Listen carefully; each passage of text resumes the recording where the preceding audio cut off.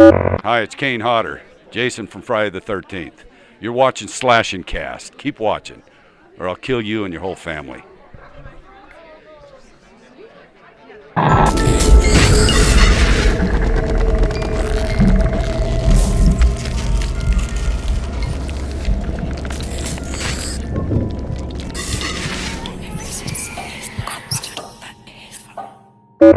What's going on, horror fans? Welcome to another episode of Slashcast. My name is Riley, and that is Nick. And on this episode, we have a very special guest. You may know him as the co-creator of Friday the 13th game. He is the big boss hoss at Gun Media, and you may also know him as a booty technician. That's what we know him as.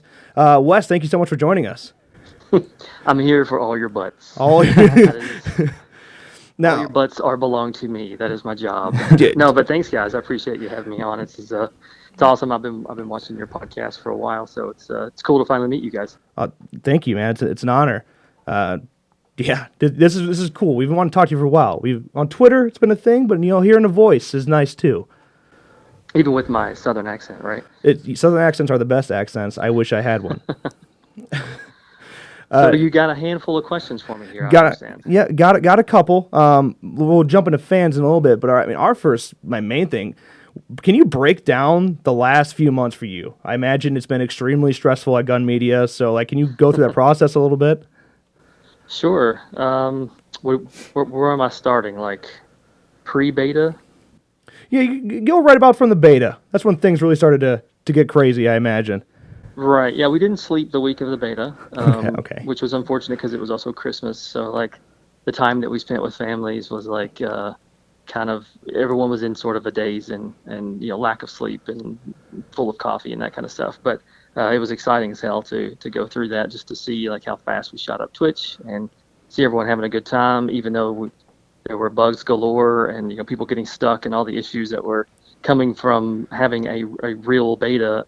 It was still really, really exciting to see everybody have such a good time with the game. So that put a fire in everyone's belly moving forward, which helped us continue to push through the months and go through pre-certification and then into full certification and get ratings from around the world, because we first start with pre-cert, which is we basically bring in a third-party company that sort of knows the ways of certification on console, and hand them the build, and they put it through the ringer, so to speak, and then come back with a list of, okay, here's the things that are bad, here's the things that are good, and then we get to work on the things that are bad, of course, get those fixes in, and then you go to both Microsoft and Sony, and then they have their own little preliminary, let us kick the tires on it first before we put it, through a full review. And so we went through that process, and they acknowledged a few things that we needed to fix, which we did, and then jumped into full cert with both of those outlets. And you have to secure those dates and slots. You don't just say, hey, I'm ready, and give it to them. Right. You have to queue all that stuff up, and so they have different teams that are handling different things. So you have the marketing guys, and then you have the actual QA people at Sony. Each one has different calendars, and so it's a tremendous amount of juggling to try to just get all your slots and stuff set aside so that you can submit on the days and the times that you're supposed to do that. And then on top of that is all the ratings and things that you have to get around the world. So ESRB and PEGI, and then there's USK and Germany, and there's some in Asia, and New Zealand has their own, Australia has their own. So there's several of these around the world, and each one has different policies. Some of them are a little bit more lax in how it works, where they're like, hey, send us, a one match, a video of one match, as well as some of the things that you think are questionable in terms of if your game is violent, then show us some videos of the violence that's in your games, and then we'll come back with some questions. Those are pretty easy and straightforward, whereas other markets are, you have to send us the game, and we're going to play it for a week and a half or so, and then we're going to send you our thoughts / did you pass or not, are you getting a rating or not. So with everyone having different policies like that, it's a lot of juggling on our side to make sure that we're getting them everything that they need, and then sometimes even that's not enough. Like with Australia, that was a pain in the neck because they just took a really long time. we paid for an expedited service. So you can either pay the flat fee, normal fee, which is, somewhere in the 25 day period to wait till you get something, or you can pay basically double the price and they'll speed it up, which that's what we decided to do because we knew, hey, fans want this as fast as we possibly can. So let's pay for the expedited service on all of these on all the ratings boards.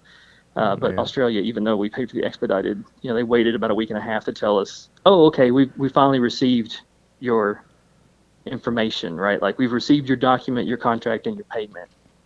We'll let you know when we're ready to start. And we're like, like we paid for this expedited because we need you to do it now, right? Yeah. But nonetheless, we just had to continue to wait until they got the rating in. But the bad news this morning was we heard back from, when we submitted to the USK, which is Germany, what they call denial of certificate or there's some basic term. Basically, you're banned. Like, no, you can't sell your game here. Boy. That's in stores. That's on consoles. Like, no, you can't do that.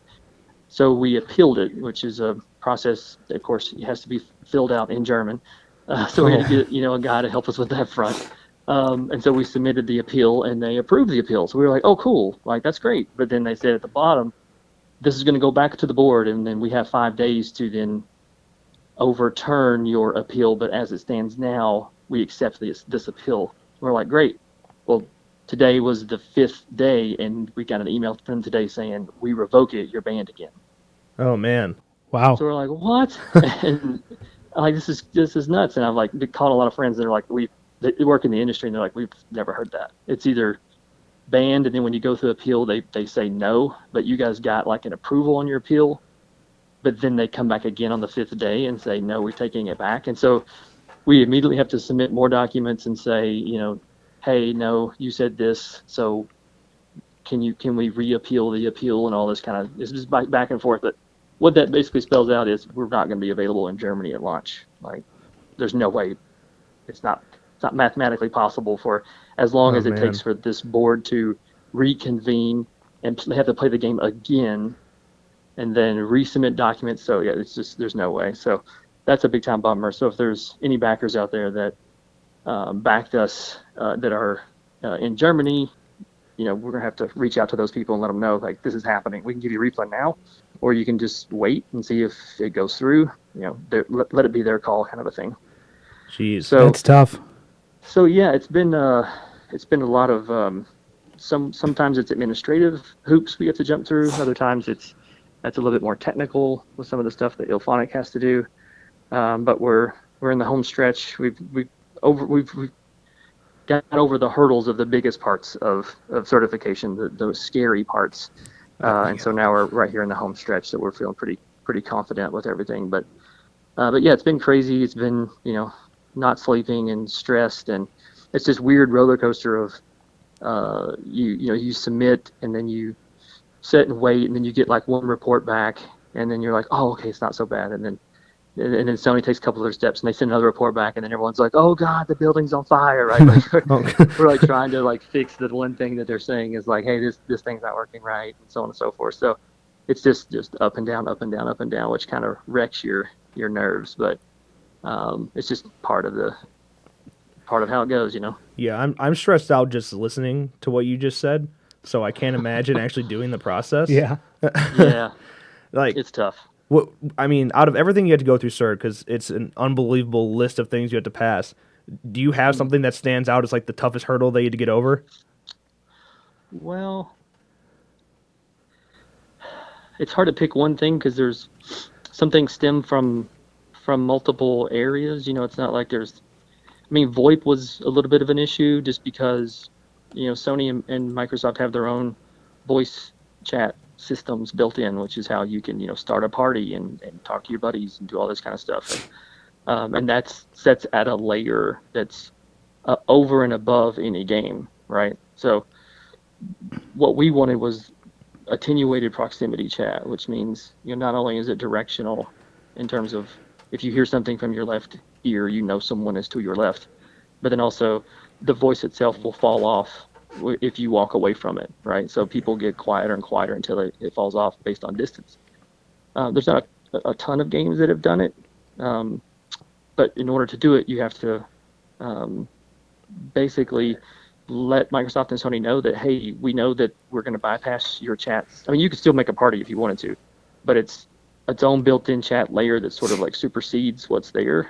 And so you have to get a waiver to do that, because otherwise it's a full cert failure if you submit your game and don't have permission to do that. So that took a little bit of finagling to get just right. And then the other, I guess, issue is like an Xbox headset, the one that comes with your Xbox, like the standard one. It only has one speaker, yeah, right? Like it's one headphone. So that means any sound that comes through that is in mono, right? It says, stereo is 2 channels, so it means you need 2 earphones. right. So our system is, like I was saying, it's attenuated and proximity based. So if you hear something from your left, someone's on the left. Well, you can't do that with mono sound, right? Yeah. So because it's basically going to combine the two and then pump it through one ear. So you'll still hear footsteps, but you'll have no idea, is it to my left, to my right? Where's this coming from, right? Right. So if you're using the vanilla headset that came with your Xbox, you're not going to get the best experience. So we've recommended to a few fans, you may want to pay a few extra dollars and get a nice set of headphones. If you want the full experience, that's what we'd recommend. But yeah, so there's things like that, but you can kind of multiply that by 10 in terms of the little things that keep popping up where you're like, oh this, oh that, and then you have the Unreal Engine itself, which is awesome. Like we got an awesome time working with it. It's very powerful, but like any engine, there's always little hiccups and things that you're trying to make it do, and it's not quite there yet, and trying to get the most out of it that you can, whereas the console can only go so far. So it's like we can push this thing to make it look awesome, right, on PC, but then the drawback is, well, console can't compete with that in terms of GPU and memory. So yeah, you have to start dialing some things back. So that's been an unfortunate part of it, but that's just the nature of the beast when you're working with console. Is you're constantly thinking about optimization. You're constantly trying to trim the fat where you can. yeah. Right.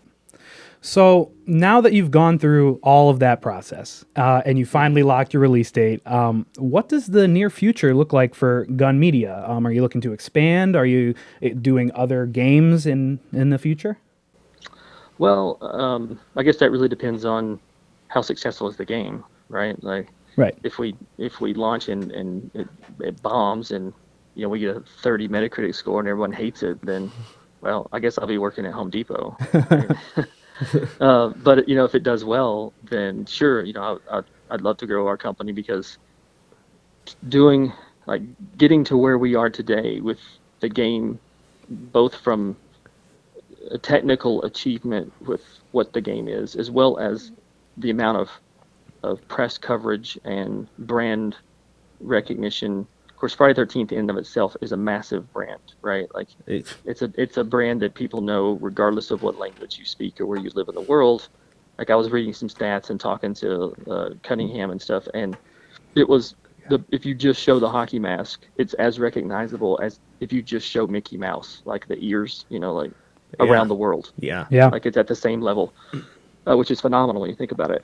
So, but all that aside, getting to where we have gotten today with this, from the Kickstarter, from being summer camp before and having all the slasher/horror icons that are associated with the project, like to do all of that with, as small as a team that we are and as small as a team as Ilphonic is, I don't think many people really understand what that is, because there's people in the industry that we know, that we talk to, and they're dumbfounded by how could you do this with, because I had one buddy who works at a mega giant huge publisher, and he's like, oh hey, I've been reading about Friday 13th, that's awesome, what PR company did you use, right? Because there's these massive PR companies that are right. 40, 50 people that the big guys use, right? When it's time to put out a trailer, when it's time to do whatever, they hire these PR companies to handle it for them. Right.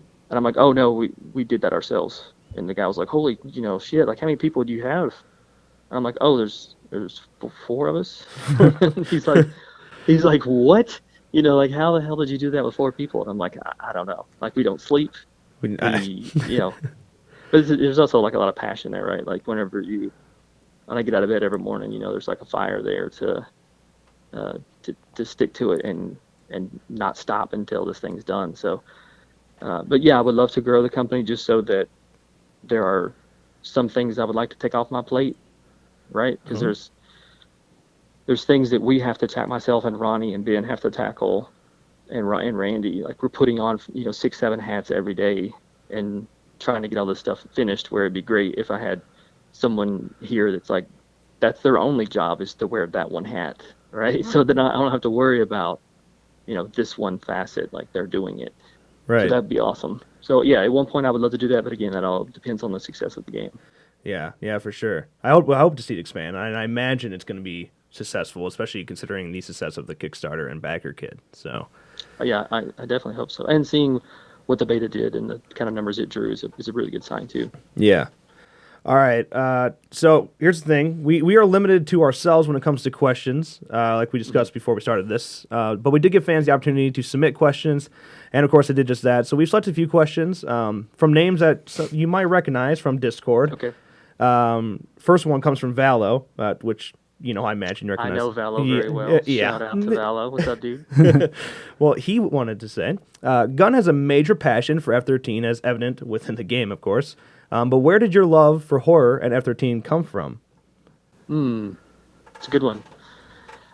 So when I was a kid, I guess it's sort of multifaceted, but when I was a kid, I would go to the grocery store with my mom, and as soon as we'd get into the store, I'd run straight to the magazine aisle, and I would pick up 2 magazines. I would get Mad Magazine and Fangoria, and I'd bring them both back to the cart, and I was so small I could get under the cart. Normally where you put like drinks, where you slide them under the cart thing, I would climb and sit underneath there, and I would read Fangoria, but I put Mad Magazine on the outside, so my mom thought I was reading Mad.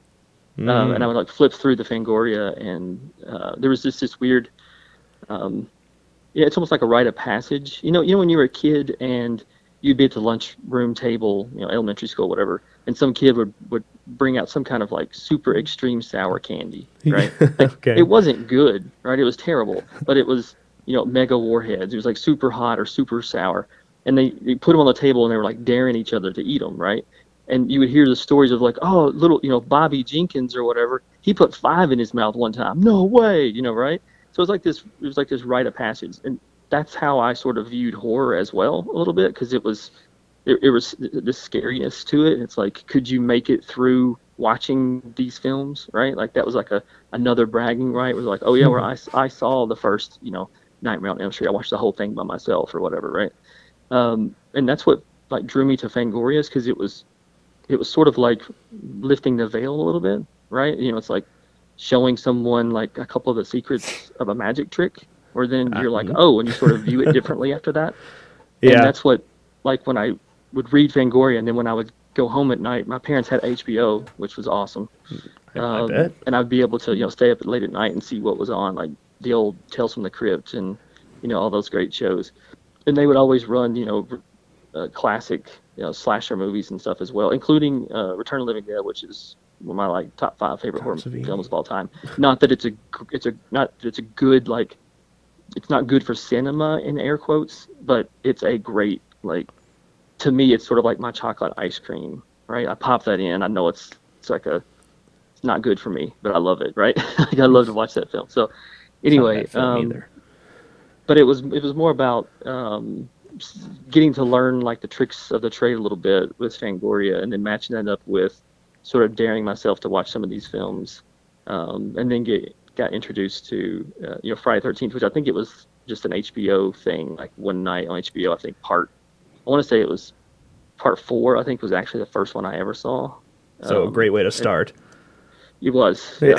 and that was sort of like, oh wow. And then as I got older, I started watching more and more of them, and then had them all on VHS, and then so on and so forth. But yeah, that was, I guess, how I got introduced, so to speak, to it. But my mom was also pretty cool about me watching rated R movies, even if I was underage.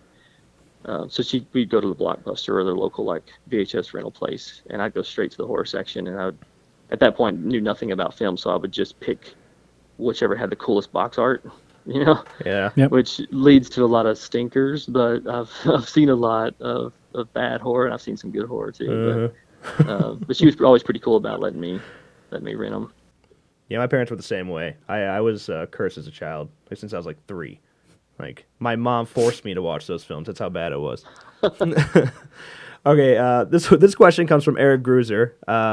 Now, do you have any plans on retrieving more licenses that you currently don't have, like that of Freddy vs. Jason, the reboot, Nintendo for that matter?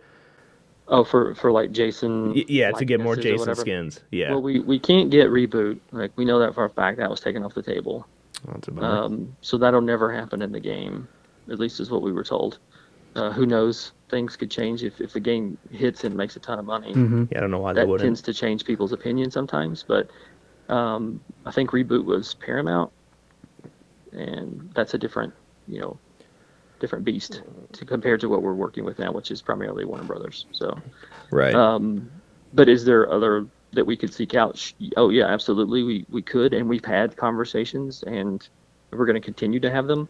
A lot of that comes down to the success of the game. There's kind of a wait and see approach with some of the other Jasons, and that's not up to me. That's up to the licensed folk. Yeah, no, for sure. It'd be really cool to see them. And I don't know why they wouldn't hop on. So we do hope that it does end up happening in the future. That'd be really cool. For sure. Yeah. So you already mentioned this, but we get this question more than any other Friday the 13th the game question. So I really want to make you reiterate on it. This one comes from Dalton Tomez. He says, "Will consoles have proximity chat, and how it will affect party chat?" Right. So yes, all consoles have it. As I was mentioning before, if you're using a headset with one earphone, you're going to get mono sound, so it's not going to be the same experience, but it's there. It doesn't affect quote-unquote party chat. If you want to start a party and talk, you can. The party chat would then supersede game chat just like any other game does, because that sets at a higher level. It sets at the player side, whereas our proximity is setting server side. So that's the basic gist of how that works. If you want to set up a party and just talk to your buddies, you can. But if you don't do that and you have a headset, then you're going to be able to experience just like people saw in the beta. Nice. Right. So this one comes from Jason Takes Omegle. You might know him. He's an alright dude. Yeah. Will Jason have breathing sounds in the final game? So when you go into shift, it's doing like sort of multiple things, right? Like you can move really fast, but it's kind of slowing Jason down, so to speak. Like, Right.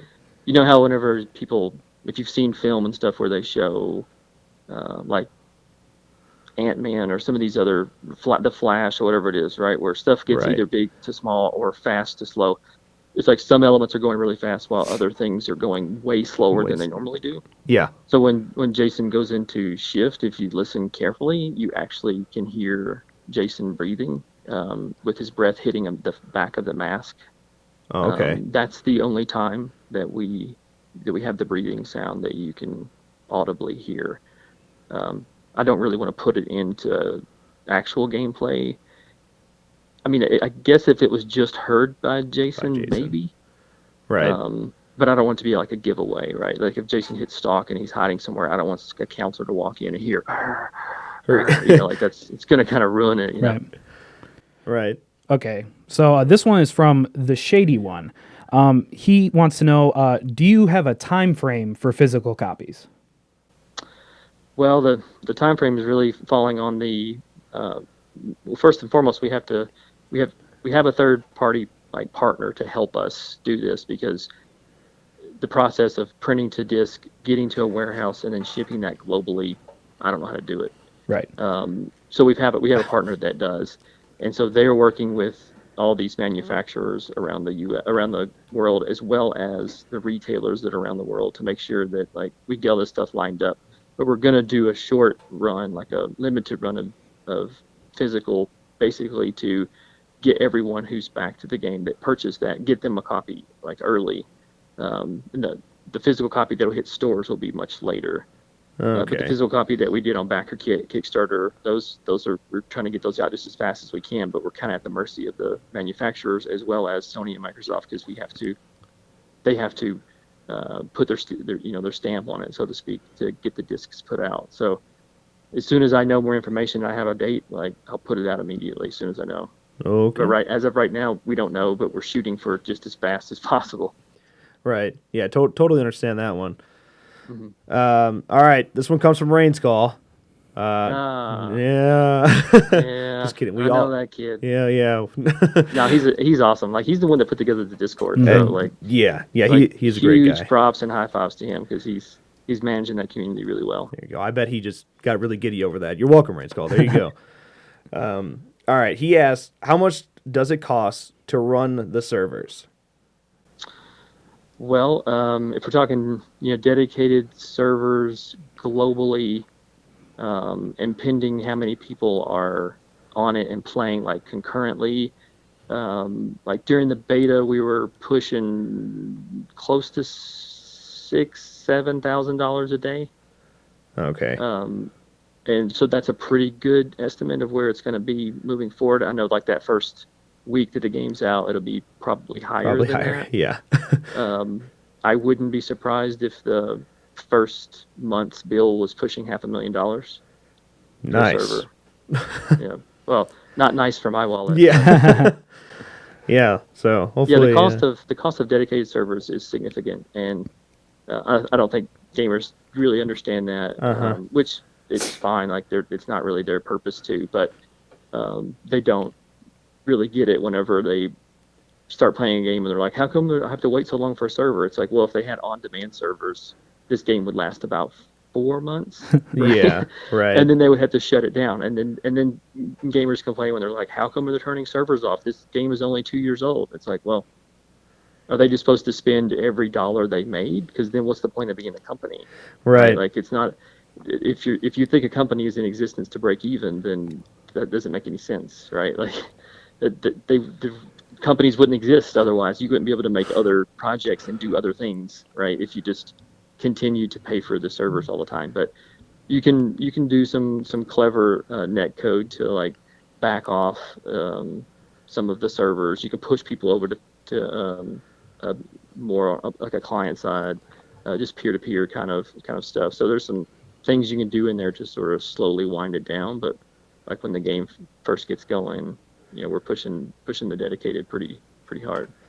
Yeah. That's the things that people that are always complaining to you just don't understand. And I wish people would just take the time to do a little bit of research and just take those things into consideration. Why isn't there another beta? Why isn't there another beta? Well, maybe because we don't want to waste the money. I don't know. Right. Well, I mean, yeah. I mean, it's if you enjoy. I mean, it's hard to point a finger and say, like, hey, go learn everything about. Right. Like, if you're really into film, right? Then, are you supposed to say, hey, you need to go learn every facet of film before you're allowed to get online and talk about it? Like. Right. No, like, people are still going to say stuff that they don't fully know about. And some people are actually pretty cool about it. Like, I've talked to a few people on Reddit where they ask a question, hey, Wes, the beta was cool. Hey, are you going to do another one? If not, why? Right? Like, they weren't saying, like, fuck you should do a beta. Yeah, right? it's one thing if you're asking nicely. It's one thing if you're asking nicely about it. If you're just going to come, just drop... Well, it's not even just ask me nicely. It's just be civil, right? Like, just approach it like, I don't know. Please help me. Like, help me understand it. I'm all for that, and I'll answer those, like, as often as I possibly can.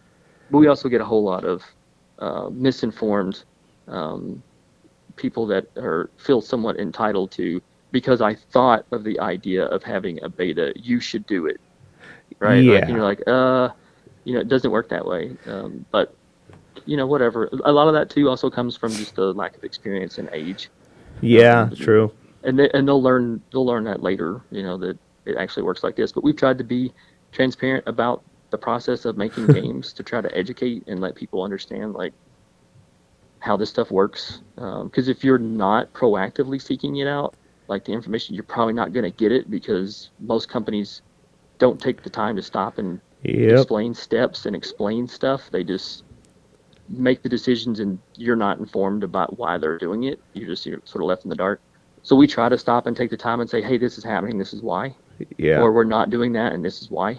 So that at least they're getting more informed, which maybe then they're less likely to attack somebody else's game. Yeah. Right? Yeah, those are the nice things. So keep that in mind, everyone that's watching. If you're going to ask some questions about games, at least try to be civil. Yeah. Or you just might not get your answer that you're looking for.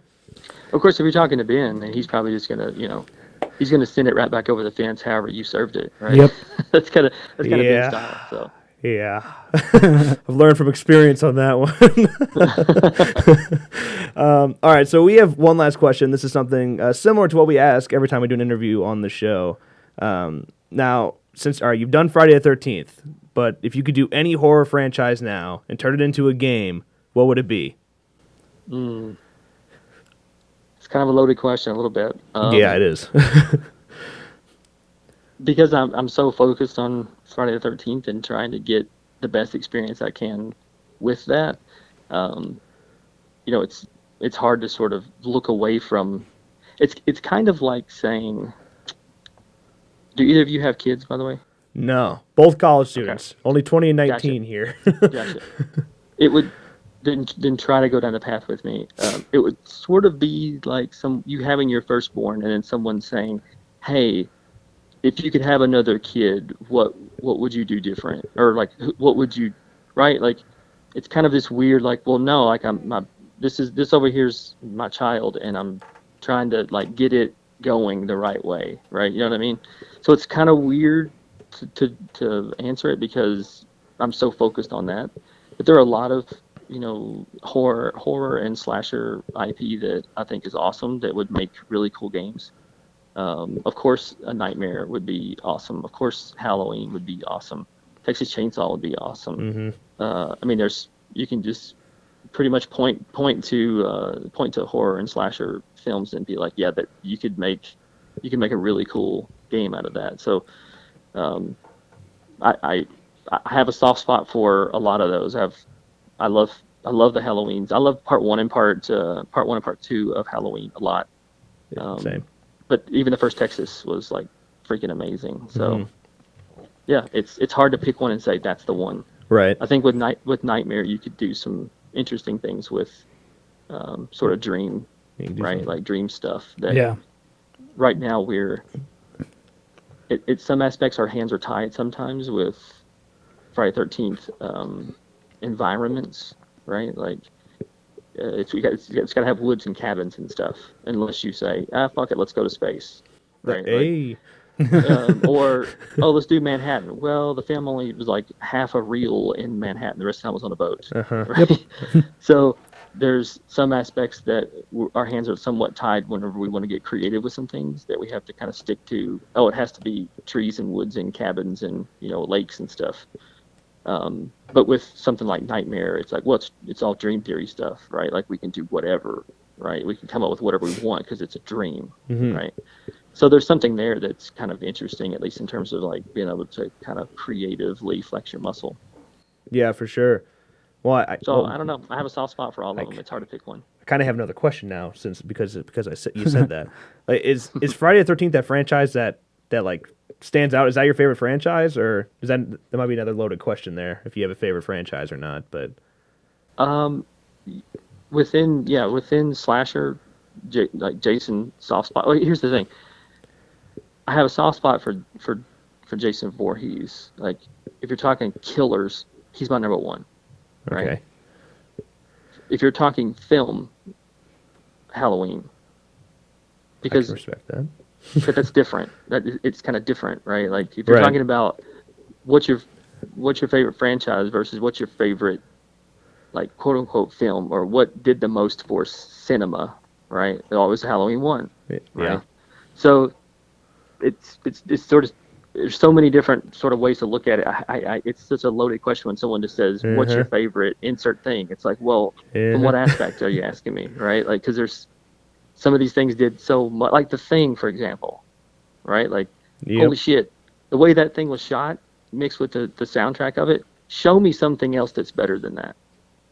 Fair enough. Like, it's very hard. It's very hard to combine what they did with, like, it's shot in a limited area, right? It's everything outside is covered in white, so you're not getting much detail. You got an amazing soundtrack, though. Awesome character development.